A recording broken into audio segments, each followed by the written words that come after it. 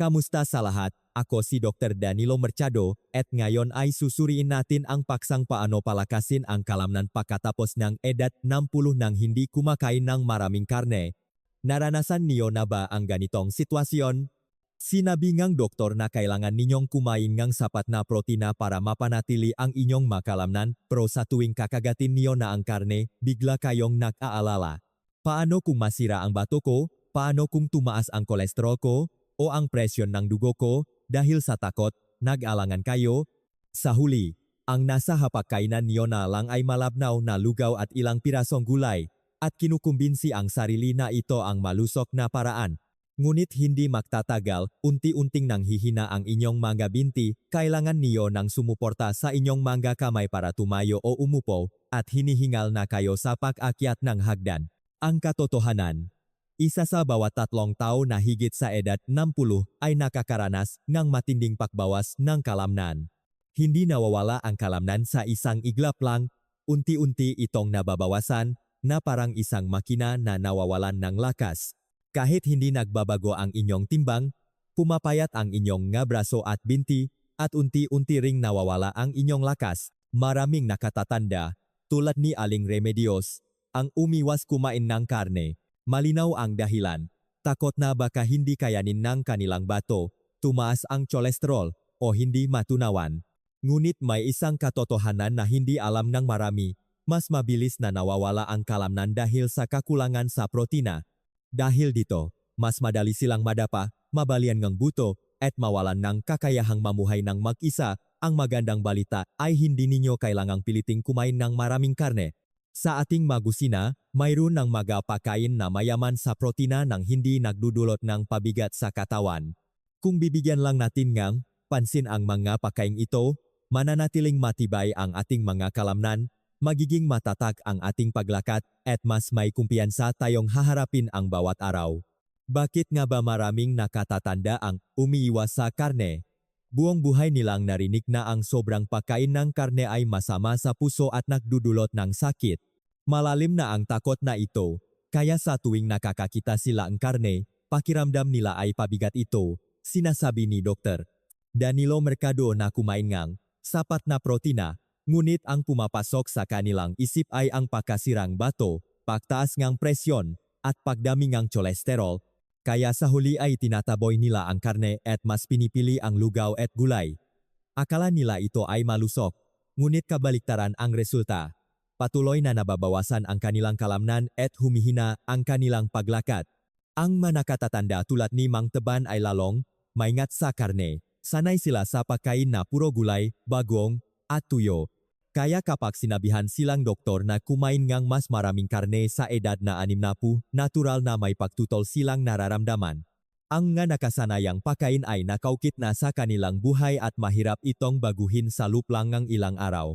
Bukod pa rito, habang tumatanda, humihina ang kanilang tiyan, nahihirapan silang ngumuyang karne, at bumabagal ang kanilang panunaw. Pagkatapos kumain, pakiramdam nila ay busog na busog at hindi komportable. Dito nagsisimula ang isang masamang siklo. Kapag iniwasan ang karne, nakukulang sa protina.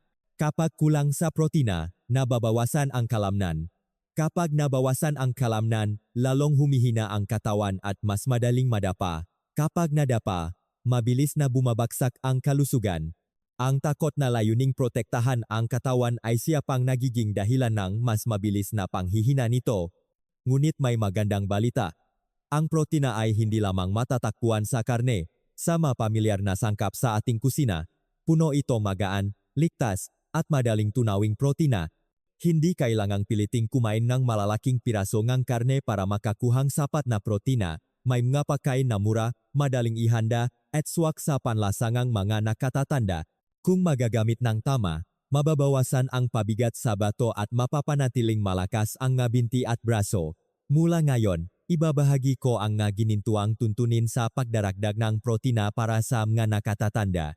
Kung susundin ninyo ang mga prinsipyong ito, makakaroon kayo ng kumpiyansa na kumakain kayo ng tama at sapat ng walang pag-alala sa bato o kolesterol.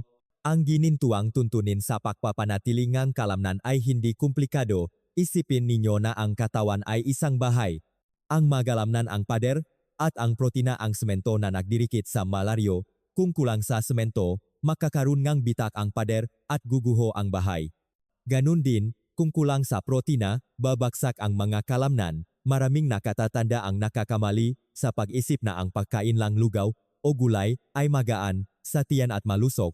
Ngunit ang ganitong simpleng pagkain ay nagdudulot pangangang kakulangan sa nutrisyon.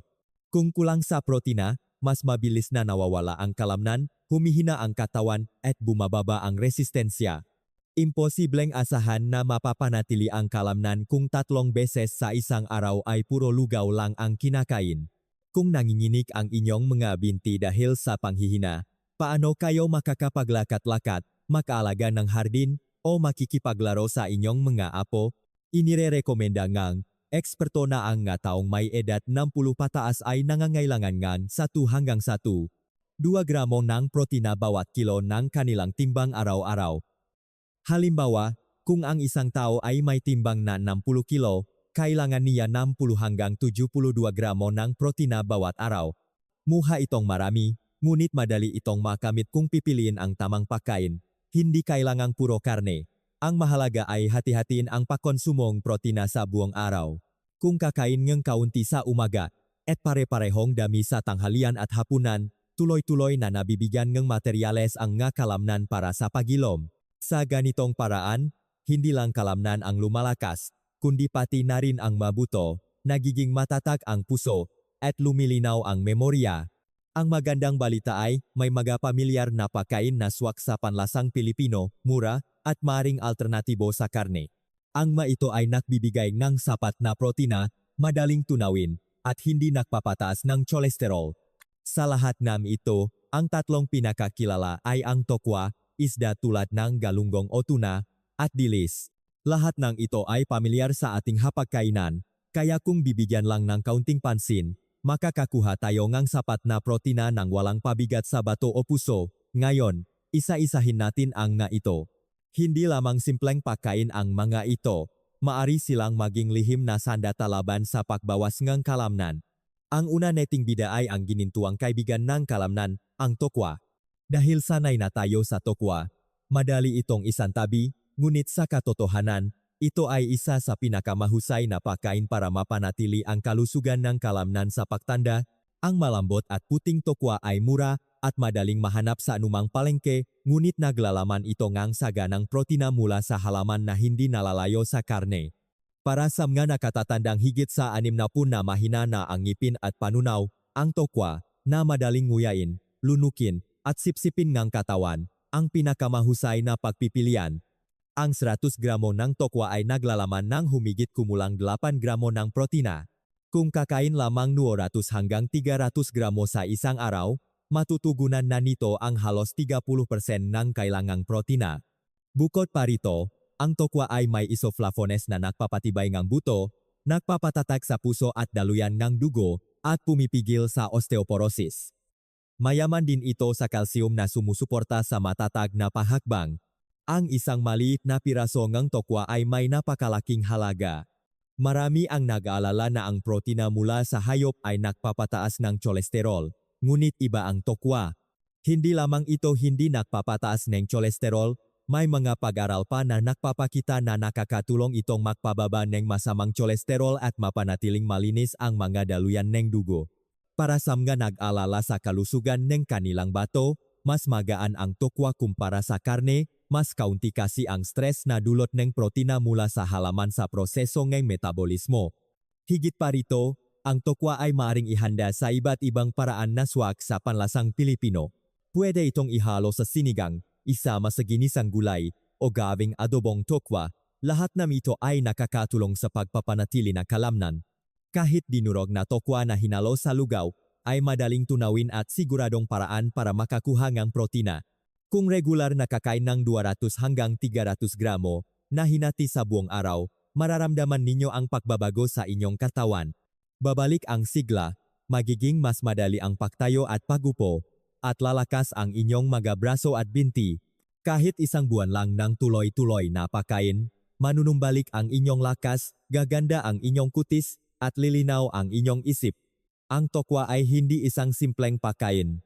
Ito ay isang mahalagang pinakukunan ng protina mula sa halaman para sa mga nakatatanda, ligtas, matipid at madaling mahanap sa karamihan ng mga kusina. Ang isang puting piraso ngang tokwa ay ang laryo na muling magtatayo ngang nawalang kalamnan. Naipakilala na natin ang unang ginintuang kaibigan. Ngunit para mapalakas ang kalamnan at mapatibay ang puso, may isa pang mahalagang pagkain. Ito ay ang isda, na laging pamilyar sa hapagkain ng Pilipino. Ngayon, alamin natin ang sikreto ng masustansyang isdang ito. Kung ang tokwa ay ang ginintuang kaibigan ng kalamnan, ang isda naman ay ang panangga na nagpoprotekta sa puso at utak. Para sa mga nakatatandang higit sa 60, ang isda ay nagbibigay hindi lamang ng saganang protina kundi pati na rin ng mahahalagang sustansya na mahirap makuha mula sa karne. Ang isda ay puno ng omega-3 fatty acids, vitamin D, at iba't ibang mineral na nakakabawas ng pamamaga, pumipigil sa sakit sa puso, at nagpapanatili ng lakas. Ang isang pritong isda ay laging bida sa hapagkain ng Pilipino. Ang malutong na balat at mabangong amoy, at ang malinamnam na lasa nito. Ngunit ang tunay na mahalaga ay ang nutrisyon nito. Ang 100 gramo ng isda tulad ng galunggong o tuna ay naglalaman ng mahigit 20 gramo ng protina.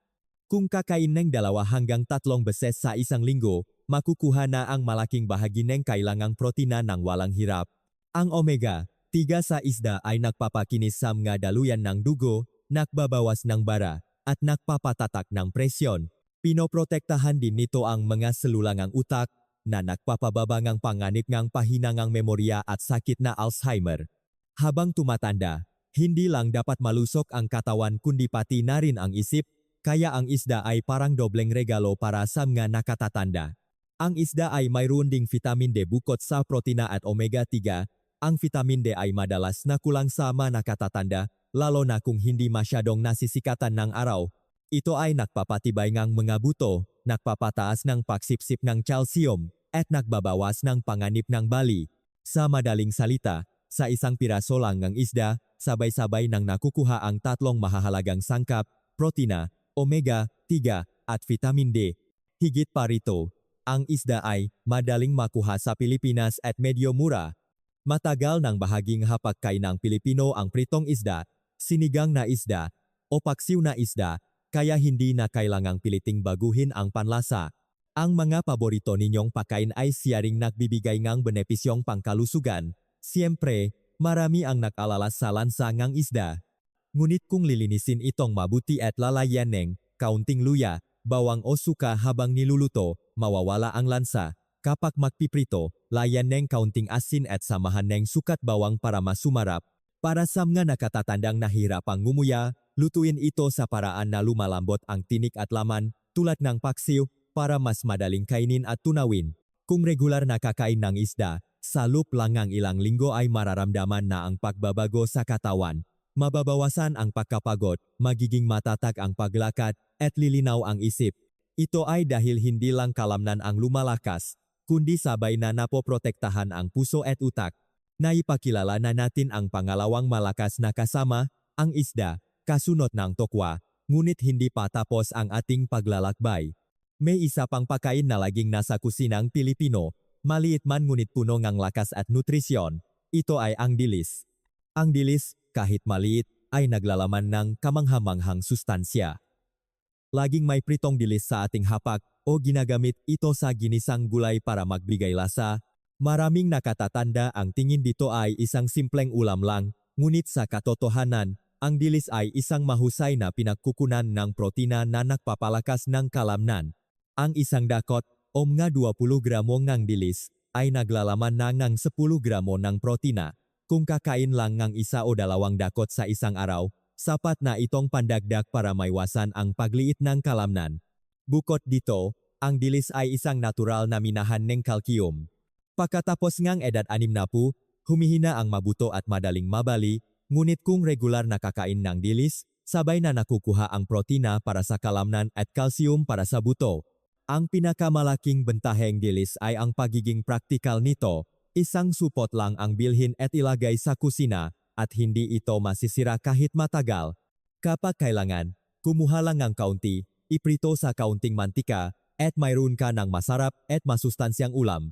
Dahil pamilyar na sa panlasangam nga Pilipino, madali itong isama sa pang-araw-araw na pagkain, mataas din ang versatility ngang dilis. Isaboy sa ibabaw ngang mainit na kanin o lugaw para sa dagdag lasa at protina, ilagay sa ginisang gulay para sumarap at maging masustansya. Gumawa ngang matamis at maanghang na dilis at ipares sa mainit na kanin. Dahil sa mga paraang ito, maaring maging lihim na sandata ang dilis laban sa pagbawas ng kalamnan sa pagtanda. Marami pa rin ang naniniwala na kailangan kumain ng karne para makakuha ng sapat na nutrisyon, ngunit hindi nagpapahuli ang dilis. Sa katunayan, dahil sa saganang kalsyum nito, mas nakalalamang pa ito para sa kalusugan ng buto.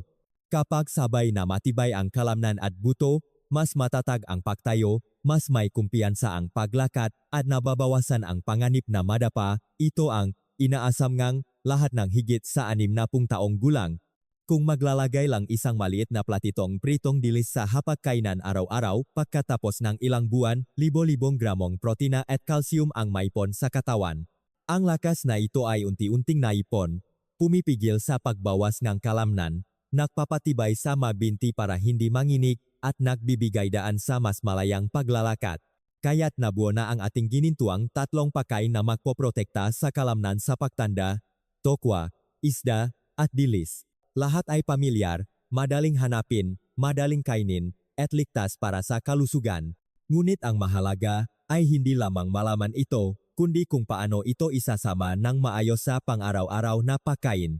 Mula ngayon, alamin natin kung paano isasama ang tatlong pagkain ito sa ating dieta para maiwasan ang pagbawas ng kalamnan at kumain ng masarap. Ngayong alam na natin ang tatlong ginintuang pagkain, ang tanong ay paano natin ito isasama sa ating nga pagkain? Madaling sabihin, ngunit kailangan ng kaunting diskarte para makakain ng masarap habang nakakakuha ng sapat na nutrisyon at hindi nagbibigay ng pabigat sa bato o puso. Sa kabutihang palad, posible ito sa kaunting pagsisikap. Maliit na pagbabago lang, ngunit malaki ang epekto sa kalusugan. Sa umaga, maraming nakatatanda ang pumipili ng lugaw na magaan sa tiyan. Subukang magdagdagang isang dakot na pritong dilis sa inyong lugaw. Ang alat at linamnam ng dilis ay hindi lang magpapasarap sa lugaw, kundi magdaragdag din ng protina at kalsyum. Isang magaan na simula na nagbibigay ng sapat na enerhiya para sa buong araw. Sa tanghalian, pagkakataon ng lumabas ng tokwa, isda. Isang mangkok ng mainit na sinigang na may tokwa at isang piraso ng pritong isda ay perpekto na. Ang tokwa ay malambot at magaan sa tiyan, habang ang isda ay nagbibigay ng omega-3, vitamin D, at saganang protina. Ang ganitong tanghalian ay masarap na, busog ka pa, at hindi ka madaling mapapagod kahit maglakad-lakad, mag-ehersisyo ng magaan, o gumawa ng gawaing bahay. Sa gabi, maganda ang isang mainit na sabaw sopas na may tokwa at gulay. Magdagdag kaunting pritong dilis sa ibabaw ng ensalada para mas madaling tunawin at makakuha pa rin ng sapat na protina. Kapag kumain ng protina sa gabi, mas epektibo ang pahilom ng kalamnan habang natutulog, at sa pagising sa umaga, mas magaan ang pakiramdam at mas masigla ang pahakbang. Ang bentahe ng tatlong pagkain ito ay ang kanilang pagkakaiba-iba. Ang isda ay maaring iprito o gawing paksiw. Ang tokwa ay maaring i-adobo, i-steam, o isawsaw sa toyo't kalamansi. Ang dilis ay maaring iprito, gawing matamis at maanghang, o gamitin sa paggawa ng sabaw. Sa ganitong paraan, hindi kayo magsasawa habang tuloy-tuloy na kumakain ng protina. Ang balanseng pagkain ay hindi lamang para sa pagpapanatili ng kalusugan, kundi nagbibigay din ng kapanatagan sa pamilya. Hindi ito nagdudulot ng pabigat sa bato, hindi nakakasama sa puso, ngunit nagpapatibay ng kalamnan at nagpapalinaw ng isip. Ang ganitong paraan ng pagkain ang susi sa isang may kumpiyansa, malaya, at masayang pagtanda. Ngunit para mapanatili ang epekto nito sa mahabang panahon, may mga gawin na dapat isabay sa tamang pagkain. Ang magawin na ito ang huling piraso ng puzzle para protektahan ang kalamnan. Una ay ang ehersisyo. Marami ang nag-isip na kapag higit na sa 60, hindi na dapat mag-ehersisyo. Ngunit hindi naman kailangang tumakbo ng mabilis o magbuhat ng mabibigat. Ang 15 hanggang 20 minutong magaan na paglalakad araw-araw ay sapat na para ma-activate ang mga kalamnan. Ang 10 beses na pagupo at pagtayo mula sa isang silya o pag-ehersisyo ngang braso gamit ang maliliit na botengang tubig ay sapat na. Ang nga simpleng galaw na ito ay nagpapadala ng senyales sa kalamnan na kailangan nitong gumalaw at tinutulungan nitong magamit ng maayos ang proteinang kinain. Pangalawa ay ang sapat na tulog. Ang kalamnan ay hindi lumalaki habang kumakain, kundi habang natutulog. Sa mahimbing na tulog, lumalabas ang growth hormone na nagpapagaling at muling nagtatayo ng hiblangang kalamnan. Maraming nakatatanda ang nahirapang makatulog. Ngunit ang pagpapanatiling tahimik ng silid tulugan, pagbabawas ng caffeine, at maagang pag-iwas sa screen ng cellphone ay makakatulong para sa mas mahimbing na tulog. Ang mahimbing na tulog, ang pinakamahusay na bitamina para sa kalamnan. Pangatlo, isang simpleng gawi na madalas nakakalimutan ngang marami, ay ang pag-inom ngang sapat na tubig. Kung kulang sa tubig, madaling pulikatin ang nga kalamnan at mas malaki ang pabigat sa bato. Huwag uminom lang kapag uhaw na uhaw, mas mabuting uminom ng paunti-unti sa buong araw. Ang tubig ang tumutulong para madala ang sustansya mula sa protina patungo sa mga kalamnan. Kaya kahit gaano pa kaganda ang inyong kinakain, kung kulang sa tubig, mababawasan ng malaki ang epekto nito. Ang tatlong gawin na ito ay hindi mahirap. Hindi kailangan ng malaking pera o maraming oras. Ang kailangan lang ay pagiging tuloy-tuloy. Tamang pagkain, kaunting paglalakad, simpleng galaw, sapat na tulog, at sapat na pag-inom ng tubig. Mukhang simple ang mga gawaing ito, ngunit ito ang susi sa pagpapanatiling matatag ng kalamnan, pag-iwas sa pagbawas nito, at pagharap sa pagtanda ng may higit na kumpiyansa. At kapag kumpleto na ang pagkain at mga gawi, ang huling kailangan ay ang desisyon. Kailangan ninyong talagang simulan para magbago ang inyong katawan. Nakita ninyo, hindi kakaunti ang mataong, dahil sa takot na makasama sa kalusugan ang pagkain ng karne, ay tuluyang tinalikuran ang protina na kailangan ng katawan. Ang resulta, mas mabilis na nababawasan ang kanilang kalamnan, nawawalan silang lakas, at nahihirapan na kahit sa simpleng pagtayo at pagupo. Ngunit ngayon, alam na ninyo, hindi kailangang kumain ng maraming karne para maprotektahan ang kalamnan. Sa tatlong bagay na laging nasa ating kusina tokwa, isda, at dilis unti-unting makakabawi ang inyong makalamnan araw-araw.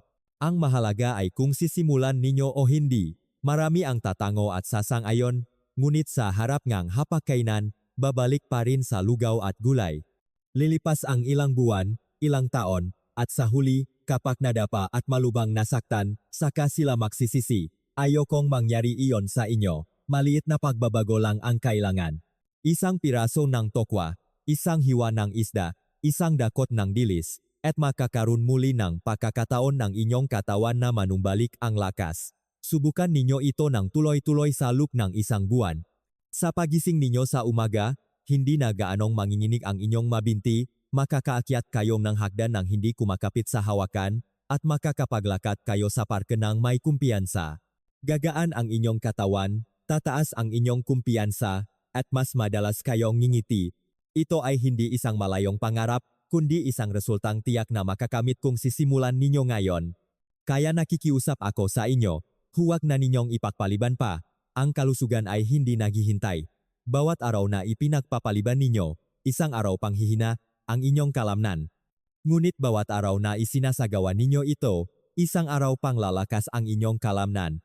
Ngayong gabi, subukang magdagdag ng isa sa tatlong ginintuang pagkain sa hapunan ng inyong pamilya. Iyan ang unang hakbang tungo sa malusog na kalamnan at isang malaya at masayang pagtanda. Tandaan, ang kalamnan ang pundasyon ng malusog na mahabang buhay. Kapag may kalamnan, may lakas, may saya sa buhay, at may kakayahang makipagtawanan kasama ang mga anak at apo. At bago ko tapusin ang video na ito, may hihilingin ako. Kung mayroon kayong mga tanong tungkol sa pagkain o kalusugan, iwan ninyo ito sa mga komento. Sasagutin ko ito ng buong puso. Kung nakatulong sa inyo ang video na ito, paki-like at subscribe para hindi ninyo makaligtaan ang iba pang nga sikreto sa kalusugan. Iyan ang mensaheng maari nating ipamahagi ng sama-sama na ang pagtanda ay maaring maging malusog, masaya at may dignidad.